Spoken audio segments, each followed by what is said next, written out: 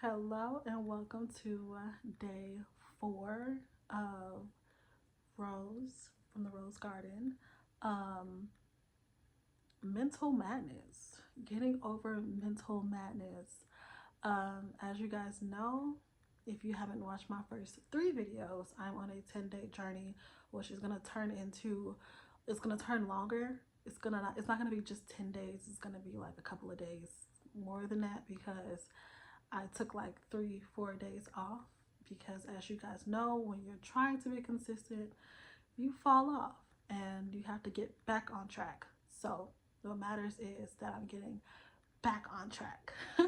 So, today is practicing the art of loving yourself. So, what is loving yourself? Loving yourself is you practice caring for yourself and your values. It's compassion and understanding and patience for yourself.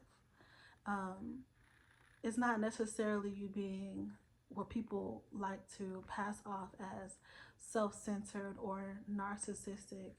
It's more so having a healthy recognition of your worth and the acknowledgement of your needs and your wants and the things that bring you joy in life, and also your emotions and boundaries. Something that I feel like I struggle heavy with is setting healthy boundaries, even with myself.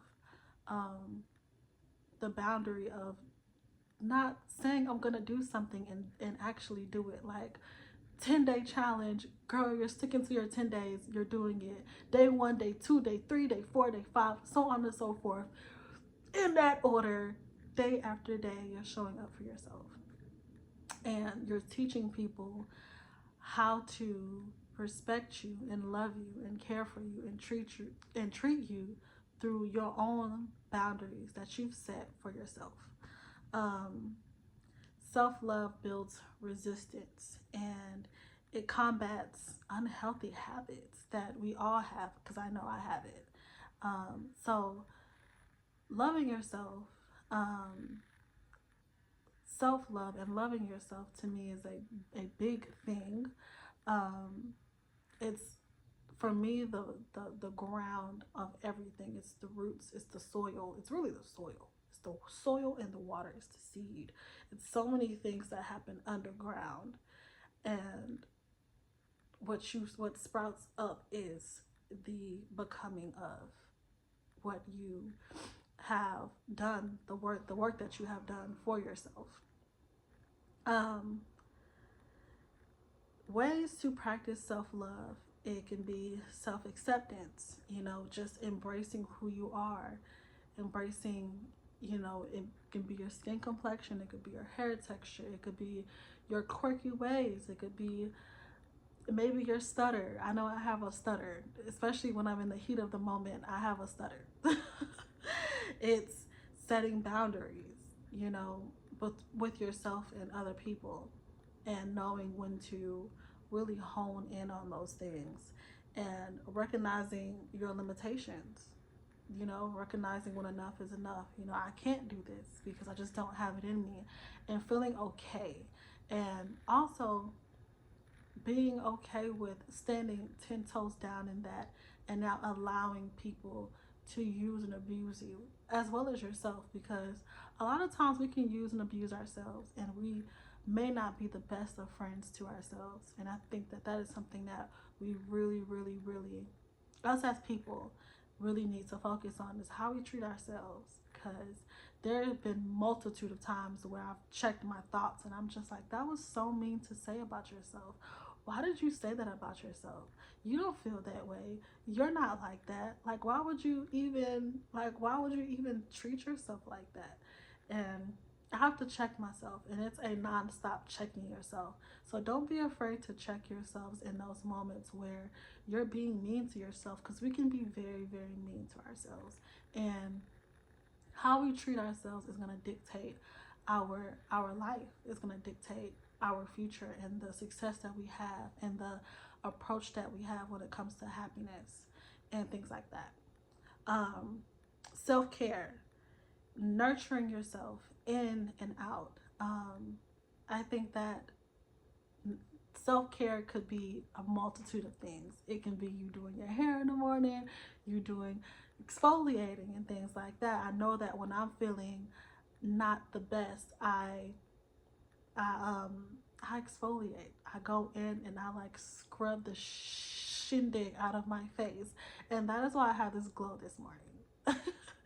So this is at night when I'm recording this video, and I have a nice glow, and it's because I woke up this morning and I was like, girl, you haven't exfoliated. You need to damn exfoliate. Don't forget to exfoliate.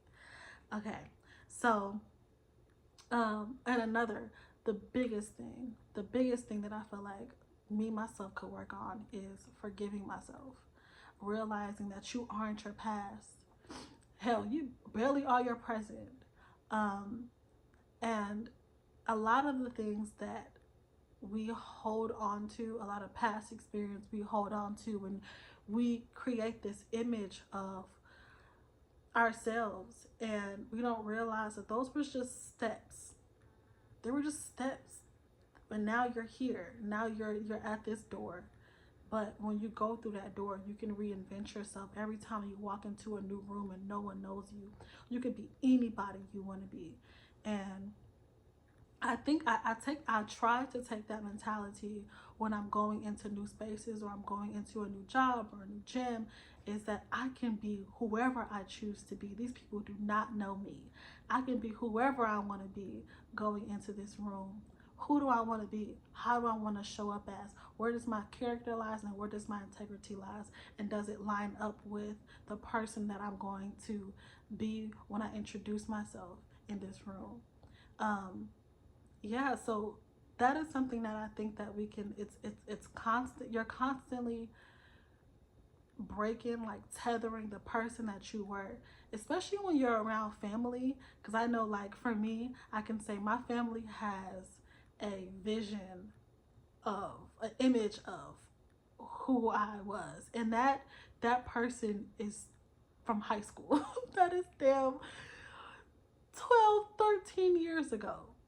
So it's like, but they still kind of view me as that girl, and I have to tell them, like, no, like I'm this person now. Like, yeah, I used to be that person. I used to do this, but I don't do that anymore. I actively communicate. I try to communicate effectively now. Yes, I answer the phone now. If you haven't noticed, yes, I answer text messages now. So stop hounding me about it, because I worked on it. So a lot of times people can hound you for things that you're actively working on, and you're making the change, but they're so used to you being one way that they've completely diminished all of the effort and hard work you have been doing thus far, and they didn't realize that the narrative has changed because they're so focused on the past. And we're like that with ourselves, where we're just so focused on the past person that we used to be, that we don't even congratulate ourselves or acknowledge ourselves as who we are in the present day. We just think about all of our bad experiences, the things that we said in the past, the things that we did, or how we made this bad choice, and how they're, and it's just a bunch of so let it go. Which leads me to my next thing: positive talk. Talking positive about yourself. These are things that I've practiced today. As I'm doing my 10-day challenge, it is important for me to write down things that enhance whatever lesson it is that day, and practice it, because there's going to be moments, like I said, even throughout my day, especially when I'm at work. When I'm at work, I have the most negative thoughts. Because I'm just like, had I did this or had I did that, I wouldn't be here at this dang on job dealing with these dang on people and X, Y, and Z and blah, blah, blah and rah, rah, rah. And it's like, mental overload, shut down, brain, just shut off. I just want you to turn off button. And I know I wish that I had a switch where I could just turn off my brain from doing what it's supposed to do, which is think. And this is one of the lessons that I learned. I think it was day 2. I'm not really sure, but I think it's like realizing your thoughts. Realizing that thoughts are just thoughts. And your mind is doing what your mind does, which is it just thinks. So you may have thoughts, and it's neither positive nor negative. You don't have to label it. You can just say, oh, that's a thought, and oh, it's just my brain doing what it's doing, and la la la. Go back to what you're doing, which is practicing present, which will be tomorrow. Tomorrow, we're going to practice being present. So today is love yourself. Tomorrow is practicing being present. So tomorrow, I will have steps on how on things I do to actively be present, which I am trying to work on so much. Because if it's one thing I hate, side note, if it's one thing I hate is when I go on a vacation and I can't enjoy my vacation because I'm not there. I'm still at work, or I'm still at the fact that my car keeps breaking down, or I'm at the fact that, oh my God, I just moved into this apartment and I need to unpack and all this other stuff and bills and X, Y, and Z. That's where my mind is. I'm not living in the moment. I'm not enjoying the fruits of my labor. And that's the worst thing that we could do as people, is put ourselves in positions to where we're supposed to be grateful, and we're not able to be grateful because we're so worried about everything else. So yes. Next thing is cultivate mindfulness. Cultivating mindfulness is also the art of being present. I can't wait for tomorrow. Oh my gosh, I'm so excited. Tomorrow is going to be practicing being present. And I haven't practiced being present, like actually researched ways in which to be present. So I'm going to do that tonight so that I can start my day off with that knowledge. And I might record in the morning and then record at night. I would prefer to actually do that. I might switch it up a bit and have like a part one, part two of where my mental space was in the beginning of the day, and then at the end of the day, check in and be like, hey, so this is what I did. Here's how it helped. Here's where I fall off at, and here's how I combated that fall off. So yes, cultivating mindfulness is you being mindful of your thoughts, you being mindful of where you are, what you did to get there, and it's also being grateful. Being mindful is also being grateful. It's you being in the present and looking around and saying, oh well, I'm here, I'm breathing, I'm able to smile, I'm able to walk. Even if you're not able to walk, I'm able to roll. Even if you're not able to see, I'm able to smell, I'm able to touch, I'm able to conversate. Even if you can't verbally conversate, I'm able to physically conversate and physically communicate. So there's just a tons of things that can combat the negative that we have to realize, and then also practice mindfulness. So these are things that I am not good at, but I am advocately working to be good at, because I want to be better for myself, and I want to be happy, and I want to feel beautiful inside and out, and I want to be the bestest friend to me. Like when I look in the mirror, I want to be like, dang girl, you my best friend. And I want my best friend to be my best friend because she treats me well. She's there. She's a sound mind, a sound body, and a sound soul. And she's not toxic. So, yes. Um, Last but not least, it'll be celebrating small wins. Celebrating small wins is extremely important, because we get so focused on the big wins that we really, the small wins, I mean, like something so simple as me being able to buy kitchen appliances like pots and pans, and small accomplishments, because you don't realize that it's an accomplishment. Like me being able to pay my rent, and I know, like, it's like, oh well, that shouldn't be that should just be a given, and things like that, depending on how you feel. But it's a win. A win is a win. A win is a win. Like I got me some nice, I did my hair dye nice, my hair looks nice. I did my eyebrow, my one little eyebrow came out looking good, girl. Boom, small win. A win is a win. So there's so many different wins. There's so many uh, uh, accomplishments that we accomplish throughout the day, and wins that we win, and I would say, fights that we win throughout the day. and we don't even give ourselves credit for. But that also goes into being mindful. So, as you guys can see, there's so many ways that you can kind of intertwine all of these different subcategories to help you, work on one way. So how you can work on, creating mindfulness is being present. How you can work on being present is practicing self-care. How can you practice self-care? By practicing self-love. How can you practice it? And so on and so forth. So all of these things are going to pivot off of one another, and I think that for me, the more I practice these healthy habits, the easier it will become. And you'll just wake up one day and you'll be like, oh my gosh, like I'm actually content. Like I feel good.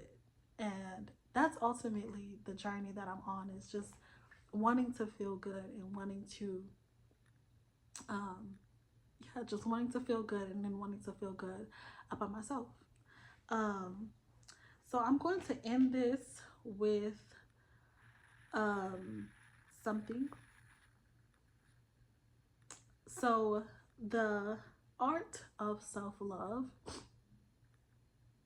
is developing a relationship with yourself. The art of self love is dedicating a healthy relationship with yourself. And you can do that as I am going to do that, and we can do that together. So I hope you guys enjoyed this video. Hopefully you learned something. Please tune in tomorrow for the art of being present, because I'm excited. I'm excited for tomorrow. I'm not gonna lie. So I will see y'all. Thank you guys. If you have gotten this long, please subscribe, leave a comment, leave all of that, and I will catch up with y'all later. Thank you.